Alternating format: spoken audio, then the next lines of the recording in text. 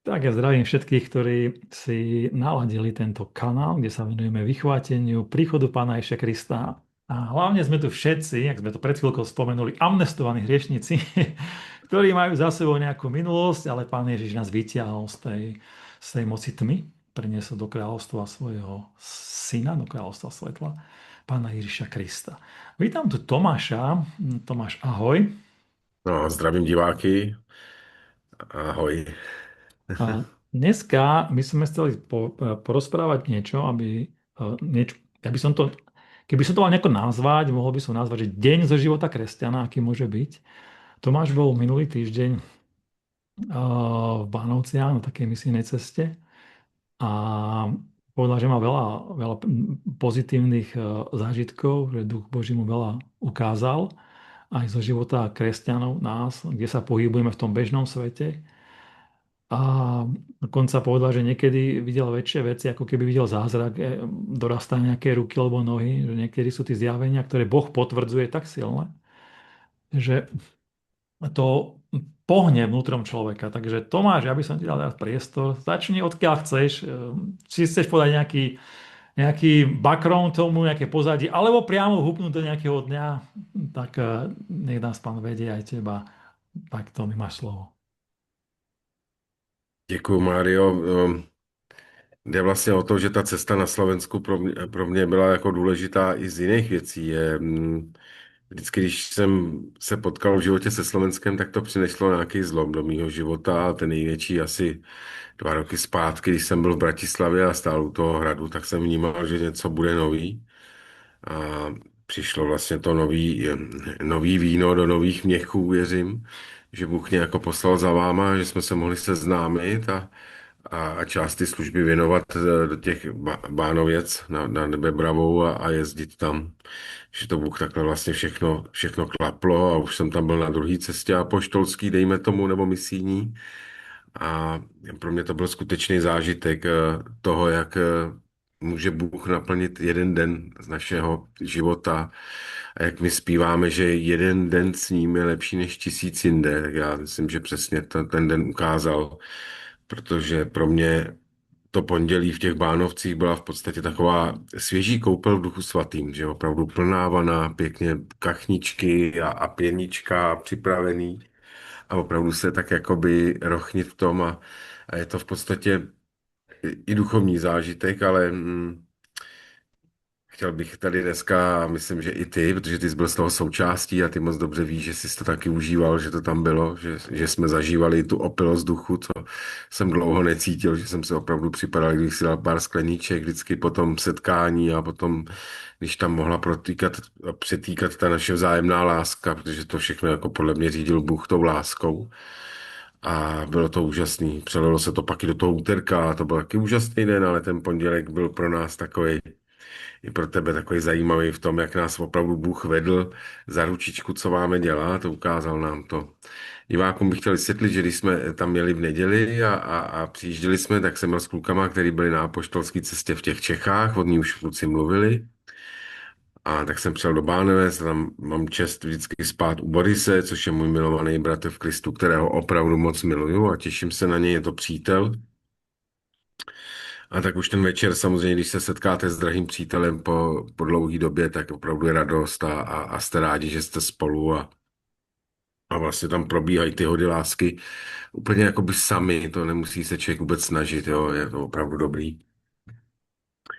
No a pak jsme se vyspali a ráno to začalo tím, že vlastně jsme se s Boriskem tam sdíleli a bylo to pěkný, pak si přišel ty, přišel tam i Robo, na něj jsem předtím málem zapomněl, tak na Robo a měli jsme tam ten společný čas a mohli si o všem povídat.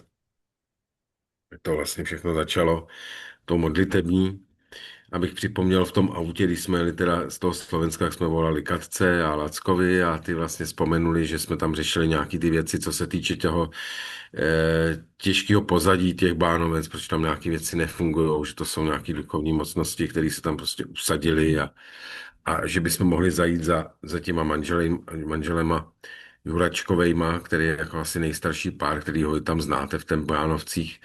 Ale to jsme se jen tak bavili po telefonu a nechali jsme to být, ale když jsme se přeci ráno modlili, společně, tak najednou nám to prostě vyvstalo všem na mysl, že bychom tam skutečně za nima měli jít a tak jsme šli za těma manželama po ty naší modlitební, tam už to bylo velice intenzivní, to působení ducha a toho, jak jsme to tam prožívali a radovali se. Jak si sám říkal před chvílí, tak to přineslo i ukázalo nějaké věci, jak tomu Boriskoj, tak i tomu Roboj do těch, jo, že některé věci samozřejmě prožívají taky kluci těžce a je potřeba jakoby s nima o tom mluvit, tak i takové věci tam trošku byly, ale je dobře, že se to odevřelo, protože vždycky je dobrý, když něco někde trošku zahnívá, když se ohřeje, vyčistí, může se tam vyčistit ten vzduch a pro všechny je to dobrý, že se ukážou ty věci a ty víš moc, že ten čas, to pondělí bylo o tom, že nám Bůh ukazoval, že skutečně žijeme v čase konce a všem nám dával jistotu. A vlastne mňa zaujímalo veľmi to stretnutie u Ďuriačkových, však ten deň sme absolvovali, myslím, také 3 alebo 4 modlitbové stretnutia. A u tých Ďuračkových bolo zaujímavé to, že prišli sme tam neohlásene a taká, ty si to nazval, že prepadovka nejaká.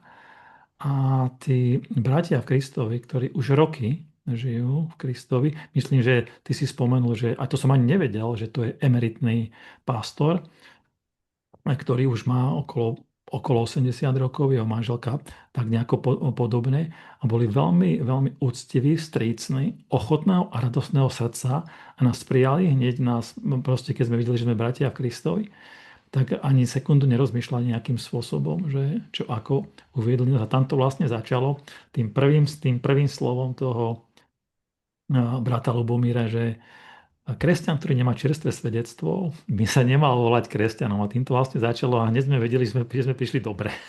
Ano, tak řekl nám hnedka svědectví a bylo úžasné to svědectví, že klidně to může načetnout, že se roky modlili za jedno manželství, které bylo rozbitý, ale ty manželé prostě vnímali, že se nemají rozvádět, ale opravdu to mezi nimi nefungovalo a nakonec se stalo to, že zlej přišel s nějakou nemocí k ty paní a díky tomu jakoby skřehlo srdce toho pána a vlastně ty manželé jsou spolu a to bylo velké svědectví o tom, že mnoho zmůže trpělivá modlitba svatého a že se skutečně modlili a Bůh to jako změnil od základu, že úplně proměnil jejich srdce tou láskou jeden k druhému, že opravdu září. To bylo hezký svědectví, tím jsme tam vlastně začínali.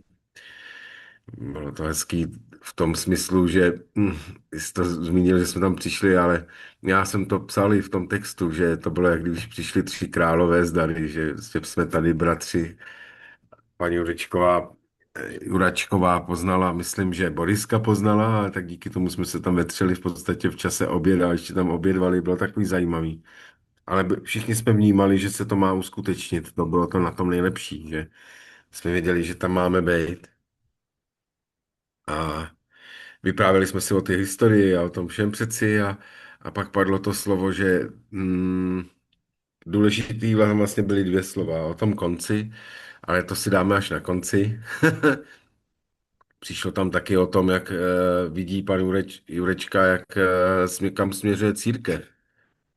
Jak to vlastně bude vypadat v tomhle ty těžké době, protože přicházejí těžké časy na církev, asi pro následování a už to nebude se týkat jenom těch muslimských zemí, ale přijde to sem i do Evropy a jistým dílem už to zažíváme teď, že tady v Čechách teďka třeba speciálně jsme pod takovým tvrdým, že se nám tady snaží vysvětlit, že kdo jak volil a když volil, takže volil vlastně špatně a že měl činit pokání, takže se tady dějou takovýhle věci u nás a tak to vidíme, že jakoby se to rozděluje, ta, ta církev, a tak ta budoucnost. A věřím, že to bylo prorocké slovy od pana Lubomíra. Lubomír, áno, Lubomír. A on vlastne povedal Lubomíra. taký zaujímavú frázu, ktorú som dotedy nikdy nepočul, a teda, že keď sleduje mnohé tie kázne aj na internete, alebo pohybuje sa stále v určitých kruhoch, takže vidí vzrast, a on to nazval, že turistickej cirkvi.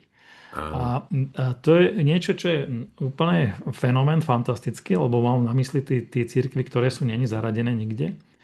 A my to vlastne žijeme jednu takú cirkev v dome a, a tento projekt Cirkev v dome je o tom, aby vznikali tieto cirkvy v dome, aby sa nebali ľudia, ktorí milujú Krista, ktorí sú doma len manželia, dajme tomu, alebo otec s deťmi, alebo proste nejaké zoskupenie v dome, aby sa nebali nazvať cirkvou v dome, ako to je. A skutočne to slovo turistická je na mieste, lebo vieme, že slovo Hebrej alebo ivrit, je to pútnik, teda, že my sme pútnici Evanjelia, my sme pútnici na tejto zemi, a teda turisti, inými slovami. A skutočne táto cirkev, táto putujúca cirkev, ktorá nie je pod záštitou nejakých organizácií, nejakých štátnych inštitúcií, ale žije ten vzťah s Kristom a teraz to posolstvo a očakáva Krista. To je to kľúčové, čo ju oddeluje od všetkých ostatných, že očakáva Krista každým dňom. Toto je tá podstata veci a Lubomír to takto povedal a vtedy mi mnoho prešlo hlavou, že aj človek, ktorý bol pastorom, roky v kamennej cirkvi, proste vidí túto nádej v tých domácich cirkvách, alebo tak to nazval, tej cirkvi pútnickej, ktorá proste má srdce pre Kristovi a čaká ho. A vlastne do toho prišlo to posolstvo, a hovoríme to o láske, tam práve som prišiel aj tiež s tou knižkou Láska ako motiv vychvátenia, že to posolstvo, že už sme na konci. Že sme už na konci, ja som to vysvetľoval v minulom videu, možno sa k tomu ďalšie ešte vrátim. Ja sa na tomto YouTube kanáli to my rozprávame o tom stále. Áno, takže to je tá domáca cirkev, ktorá sa oddeluje tým, nie že by bola doma. Veľa je ľudí, ktorí sú doma, alebo že by nemohla mať účasť v kamenných cirkvách, ale oddeluje sa tým, že má olej na to, aby svietil, keď Kristus príde. Že čaká Krista. A toto nám potvrdilo neuveriteľným spôsobom Lubomír, keď povedal, že nechajme prehovoriť Božie slovo. Tak to mi... Ano, nechal prohovorit Boží slovo a všichni jsme z toho byli s otevřenou pusou, protože samozřejmě četl o čase konce, že nikdo neví, kdy Ježíš přijde ze světa, ale že my nejsme ve tmě a my to víme doslova, jako jo, že jako to bylo úžasný a my jsme mu předtím přišli říct, že my si myslíme, že nám Pán zjevuje, že skutečně jsme v čase konce a o tom byly vlastně ty rozhovory, že jakoby žijeme v čase na konci, že jsme mohli vydat svědecké výpovědi díky tomu, že já se sleduju, co se děje v Iráně a tam to nekončí, tam to stále jako žije a nepřestávat nebude. Představ si, Mário, že jsem se ptal Ducha Svatého, kolik lidí jako v tom Iránu jako má sen za jednu noc a Duch Svatý mi říkal, že prostě 10 000 lidí někdy má prostě sen o Ježíši za noc a takovýhle velký probuzení tam je. A vlastně ten pane Jureček, ty Jurečkovi manželé Ja to z môžem toho aj, je pre, nadšený. ja to môžem aj vlastne prečítať, ten text, čo otvoril. A to bolo zaujímavé, že otvoril to úplne úžasným spôsobom, ten text. A to bolo z prvej knihy Pavla do Tesalonik, 5. kapitola, Ano, že a od prvého verša, že ale o časoch a dobách nepotrebujete, bratia, aby sa vám písalo, lebo sami dôkladne viete, že deň Pánov príde tak, ako zlodej v noci. Lebo keď budú hovoriť pokoj a bezpečnosť, vtedy náhle príde na nich zahynutie, teda na nich, nie na nás, áno, to je dôležité si povedať. ano, A ako bolesť na tehotnú ženu a neuniknú. Ale vy, bratia, nie ste vo tme, teda my nie sme vo tme, aby vás ten deň prekvapil ako zlodej. Lebo vy všetci ste synmi svetla a synmi dňa. Nie sme synmi noci ani tmy. A tak tedy nespíme ako ostatní, ale bdejme a buďme triezvi. Tento text, keď prečítal, to bolo neuveriteľná vec, lebo to bolo úplné potvrdenie a ten text vybral a povedal tým spôsobom, a to teda myslím, že nepracuje tak bežne, lebo pastor väčšinou nepracuje takýmto spôsobom, povedal, ale keď sa stretne s niečím, čo proste vidí, vníma aj on, ale chce mať potvrdenie od Pána, tak povedal, teraz otvoríme slovo tak, že otvoríme Bibliu a kde položím ruku, tak to si prečítame. A v rámci tohto rozhovoru konca sa prečítalo toto slovo. Ako náhle sa to slovo vypovedalo, tak my sme ako keby dostali tí štamplíky alebo ano, poháre na šampanské Ducha Svätého. Tam prepukla radosť Duchu Svetom. Že to sú ano, tí... dlouho neviděl takovou radost, která tam propukla. Opravdu, to jsme byli jak ty děti, opravdu ty děti jsme se tam úplně tetelili tou zvěstí toho slova. To můžeš pokračovat, ale víš, jak to tam bylo? Úplně jsme tetelili se blahem a radostí. A to dokáže vypôsobiť len duch Boží v zhromaždení, že môžeme mať mnohé témy, môžeme rozprávať, ale potom, keď necháme prehovoriť slovo Božie, a vlastne po tom slove Bože sme išli na kolena a ďakovali sme Bohu za všetko, čo pre nás pripravil, za to stretnutie a za mnohé ešte veci, ktoré, za ktoré sa modlíme, ktoré máme na srdci a ktoré nami hýbu. Že tak to bolo u tých Ďuráčkov a myslím, že potom bolo ďalšie pekné stretnutie, ktoré sme mali ešte večer na našom Zoome od Noriky, až by si k tomu chcel približiť niečo, lebo tam bolo veľa pekných, zaujímavých vecí, napríklad to pomazanie toho domu, ako sa vlastne Norika, človek, ktorý bol dlhodobo pod tlakom sveta, pod tlakom okolností, tak ako sa doslova domáhal toho, aby nemali nečisté sily prístup do jej domu, aby neatakovali jej mysel. A toto si myslím, že už len takéto návštevy, keď človek vykoná, čo má, pozbudí a poteší, majú veľký zmysel. Tomi, čo ty, ako to vidíš? No s tou Norikou, přiznejme to, jak to bylo. Já jsem vám říkal ráno v pondělí, hejte, já mám trošku těžký svědomí. Já jsem Norice slíbil, že se postarám o to topení v krbu a úplně jsem na to zabudol, jak vy říkáte Slováci, a teď jsem si na to vzpomněl a měli bychom to nějak vyřešit. A ty si říkal, no tak pojďme se modlit. Modlili jsme se, no nezajďte tam, tak jsme tam měli, udělejte to shromáždění u Noriky a bylo to úžasný.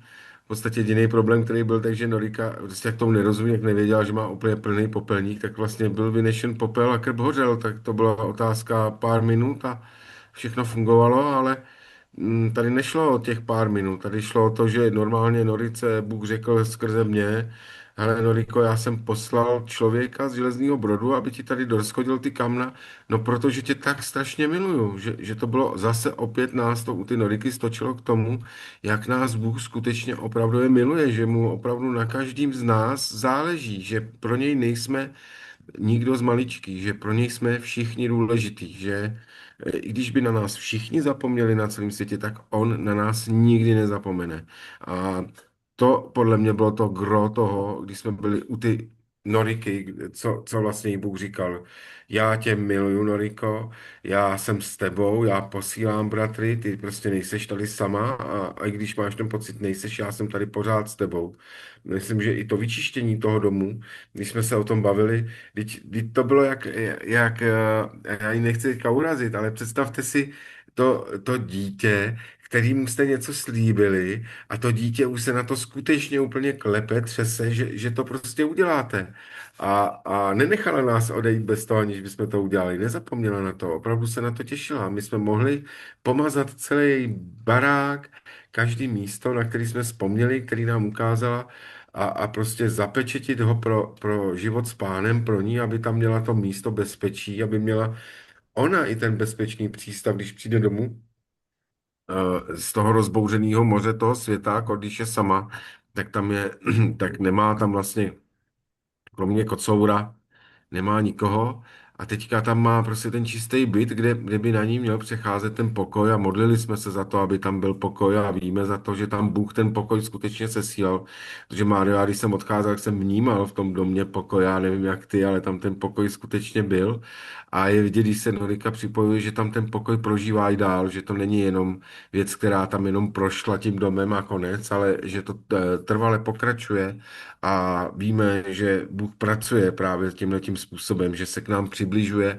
a proměňuje naše srdce v té domácí církvi. Věřím, že u ty Noriky to povede k tomu, že tam ta církev bude růst v jejím domě a chvála Pánu za to, protože to, jak jsme se dozvěděli u těch Jurečkových, je cíl toho pána, jak chce, aby ta církev fungovala. Jako když já jsem psal ten dopis o tom, jak by měla fungovat církev ve tvém domě, že začíná v našem domě, u našich dětí, u našich ženy a opravdu v domě, kde se máme my, muži, učit tomu, že jsme hlavou ty církve v domě a my jako hlava máme jediný úkol, nejvíce přibližovat z nich k tomu Pánu Ježíši a přijímat, co pro nás má každý den, co nového má pro nás. Asi nám spomenul niekoľko zaujímavých vecí. Teda ja by som sa rád nehal uraziť, keby niekto povedal, že som ako dieťa a domáham sa tých božích vecí, lebo to pán Ježiš povedal, že kto nebude ako dieťa, ten má problém, nie ten, kto bude ako dieťa. Ano. Takže my máme byť v domáhaní sa týchto vecí ako dieťa a dôverovaní, lebo vieme, že to je to, čo sa pánovi Ježišovi ľúbi. Byť ako dieťa, dôverovať mu a domáhať sa toho, Pane Ježišu, toto, ešte toto, ešte toto. Uvedomil som si tam aj ešte ďalšiu vec, že pri tej Norike, a to pri mnohých, sami sme toho svedkami, že tá najväčšia bitka sa odohrá v našej mysli. Doslova naša mysl je bitevné a bojové pole, kde nepriateľ posiela šipy. A neviem, prečo tam má prístup týmto spôsobom. Je to naša stará mysel ešte, ktorá potrebuje odumrieť, preto máme napísané, že obnovujte sa myslou. Stále to máme prehlasovať, až dokiaľ sa to nestane a mať držať ten štít viery a tú príľbu spasenia. Áno. A na symbol toho vlastne si aj myslím Norik pomaly náčelo, že aby tam nedošiel, aby tam neútočil ten nepriateľ. A toto je veľká vec. Už uvedomenie si, že tá vojna, keď vyhráme v mysli, tak máme polovicu vyhratého. Že keď máme tú príľbu spasenia, že keď tí útoky prídu, lebo oni prídu, áno, takže Pán nás prevedie cez to, že prehlasovať jeho meno, že v mene Ježiša nech to odíde. Moja myseľ je poslušná Kristovi. Áno, máme si myšlienky zajímať do poslušnosti Kristovi. A toto, keď začneme nahlas prehlasovať do duchovného sveta, to nie je nejaké emočné niečo. To sú pravdy, ktoré my prehlásime do duchovného sveta a tie nepriateľské mocnosti musia odísť. Áno. Zakiaľ sa vyzbroja na novo, tak my máme pokoj a vyhrali sme. A keď prídu znova útoky, znova tak to isto. To je ten boj. To je to, čo tu máme. Niekedy je intenzita menšia, niekedy intenzita väčšia. Takže keď som toto videl, ako si to ty tam spravil, ako Norika vlastne sa toho domáhala, tak verím tomu, že to bude takto fungovať. Takže veľmi, veľmi pekná návšteva. A by som to aj potom premostil, že keď ste ešte môže k tomu dodať niečo, vlastne, že do ďalšieho dňa, keď ako keby tá láska, ktorá sa tam rozprestierala od tej Noriky, ako keby nás prevádzala ďalej, aj možno ťažších chvíľach, osobných rozhovoroch, ešte na ceste, až do toho útorňajšieho spoločenstva, kde tiež bratia a sestry máme svoje problémy, ale v spoločenstve láska prikrýva množstvo hriechov. A Amen. aké dobré a príjemné je, keď bratia pospolu sú a tam tečie to pomazanie a je tam život večný na veky. Tam to nie je to, že my prídeme niekomu vyberať triesku z oka, ale že keď aj vidíme, že ten život sa dá vylepšiť aj u nás samých, aj u druhých bratov, tak jedine v atmosfére prijatia, lásky, môžeme byť konštruktívni a môžu padnúť aj slova, že takto a takto, ale vieme, že ten druhý človek nás vníma, že mu chceme pomôcť a nie mu niečo nanútiť alebo ublížiť. Tak to mi, ako si toto videl ty. Aha. Tak proběhly tam s některými lidmi těžký rozhovory, to ano, ale podle mě to bylo hlavně o tom, Mário, že když jako se skutečně máte rádi s tím druhým, tak můžete načnout i témata, které třeba jsou i bolaví pro toho druhého člověka, jo, ale potřebuje vyřešit, zoufale je potřebuje vyřešit, protože to je vlastně takový volání o pomoc, že třeba všemu nerozumím, tady nemám odpověď od pána a je dobrý, že pošle ti bráchu, který je z druhé strany, jakoby, z druhé strany republiky, bývalý československý, ten od nás Čech, že jo? A můžete spolu mluvit otevřeně.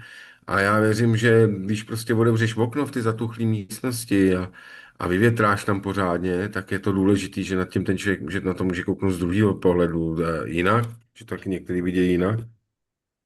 A je to dobré a přináší to ovoce, jak jsem slyšel nedávno, tak ovoce to určitě přináší takovéhle věci.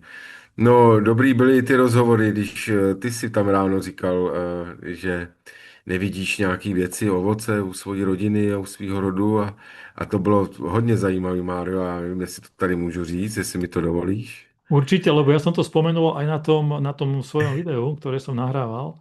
Vlastne môžeš to aj rozviesť, že aký ten dopad, ako ti to vlastne Boh vysvetlil, lebo to sú také prorocké slova, ktoré má, vieš, keď je niečo takéto nové a keď to tento nový pohľad na tú vec, tak je to niečo veľmi vzácne.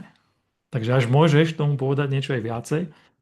No tohle bylo velice vzácný, že ke každému z nás mluví pán jinak. Ty si jednou vznesl tu otázku toho, pamatuješ, jak vlastně k tobě mluví Bůh. A někdy k vám Bůh mluví, že třeba tady Mário, vy víte, že dobře a hezky mluví, často z ducha a Mário taky, tak to prostě Mário mluvil a během toho rozhovoru prostě padlo, že nevidí jako ovoce ty svojí maminky, že to je tam, jo, že má svoji cestu s pánem, ale nevidí tolik toho, že by to přinášelo tolik hřiven, jako třeba přináší ta naše služba. A v tu chvíli, jak to Mário řekl, tak normálně mě Bůh úplně vyjela myšlenka a říká, hele, řekni Mário, vyfoď ho, ukaž mu tu fotku a řekni mu, to je hřivna tvojí maminky, to je, a Mário k tomu hnedka řekl verš, že je psaný, a ty to klidně můžeš říct ten verš, když ty se určitě pamatuješ o tom, co je psaný o dětech a matkách. A tam mi prišlo, že ženy budú spásené rodením detí. A poznáme tie vysvetlenie všeobecné, ale toto bolo také niečo, že vlastne tá mamina alebo tí rodičia, keď aj nevedú priamo ľudí ku Kristovi, lebo dajme tomu, že nepoznajú Krista, alebo nemajú s ním taký vzťah, tým, že podľa svojho svedomia, morálne a čestne chcú najlepšie vychovať svoje deti, nie v duchu tohto sveta, ale aspoň v hodnotách. A keď z toho človeka potom, keď ten nastúpi na cestu Krista, na cestu Ježiša Krista, to sú ohromné talenty, to je ohromné ovocie. A začína sa to kde? U tej maminy, áno, alebo u tých rodičov. Preto som povedal, že to je ohromné povzbudenie pre všetky ženy, ktoré si myslia, že čo s tým životom spravila. Nie, nie, nie, my sa nemôžeme súdiť. Pán Ježiš bude rozhodovať, koľko talentov z vás násobil, nie my. Bylo to moc hezky a mně došlo, že to má i moje máma, Andrejova máma a všech máma v církvi, v domě, kterým nějakým způsobem sloužíme a že v podstatě my víme, že sloužíme všichni, že to není omezený, že tím, že tady jsme na tom světě, tak jak jsme jak jsi říkal, jak ty půtníci, tak Bůh nás prostě nechává putovat na tomhletom světě a setkávat se s lidma a tam můžeme sloužit. Je dobrý, jak si vzpomenul, mít tu plnou boží zbroj pohotově k ty službě a je to prostě dobrý vědět, že všechno má svůj čas, přichází ve svůj čas a že přináší to prostě ty talenty. Jak ty říkáš, že to není tak, že by to bylo prázdný, ty naše životy. A chvála Pánu za to a věřím, že i tohle přinese nějaký ovoce do budoucna. I u těch, kteří to posloucháte, tak si vzpomeňte na svý rodiče, jste s Pánem a děkujte Pánu za ně, že přinesli vás a vy můžete být s ním a že to je požehnání, který plyne i na ně a jednou v nebi bude vaše radost společná, určitě velká. To skutečně věřím, že to takhle je. Určite, a vlastne je to aj dôvod na to, aby sme žehnali svojim rodičom. A keď akékoľvek ťažké veci sme prechádzali, tak keby aj sa na tej životnej našej ceste stali naši rodičia nejakým spôsobom z minulosti našimi nepriateľmi, stále je tam to slovo, žehnajte svojich nepriateľov, keď už nejak inak. Verím tomu, že mnohí ľudia, mnohí bratia a sestry nemajú tento problém, ale keď už majú, tak som povedal, že môžu aj týmto spôsobom. Ale že skôr ide o to, že žehnať lebo oni sú v tej starobe a oni prežili si niečo a teraz tá doba ide veľmi rýchlo a nerozumejú mnohým veciam. A už ani my nerozumieme mnohým veciam, nie to ešte naši rodičia, ale to neznamená, že nemajú tu ten common sense, ten zdravý rozum, náhľad, ten jednoduchý a máme ich žehnať tom naďalej, lebo oni nejaké požehnanie majú od Pána Ježiša Krista. Nech majú dôstojnú a zmysluplnú starobu, nech stále ešte môžu slúžiť Pánovi Ježišovi Kristovi akýmkoľvek spôsobom, až dokiaľ nepríde. Nevydechnout naposled, nebo si nás Pan Ježíš nevezme domů na svatbu. Áno. Tak. Takže to už by bolo na ďalšie svedectvá. Takže Tomi, ja ti ďakujem za to, že si teda prišiel aj sem na tento YouTube kanál, že môžeme zdieľať s ľuďmi taký jednoduchý život. Ako som na začiatku povedal, že na nič sa nehráme, sme amnestovaní hriešnici. Máme za sebou nejakú minulosť a vieme, komu ďačíme za to, že sme vyťahnutí von.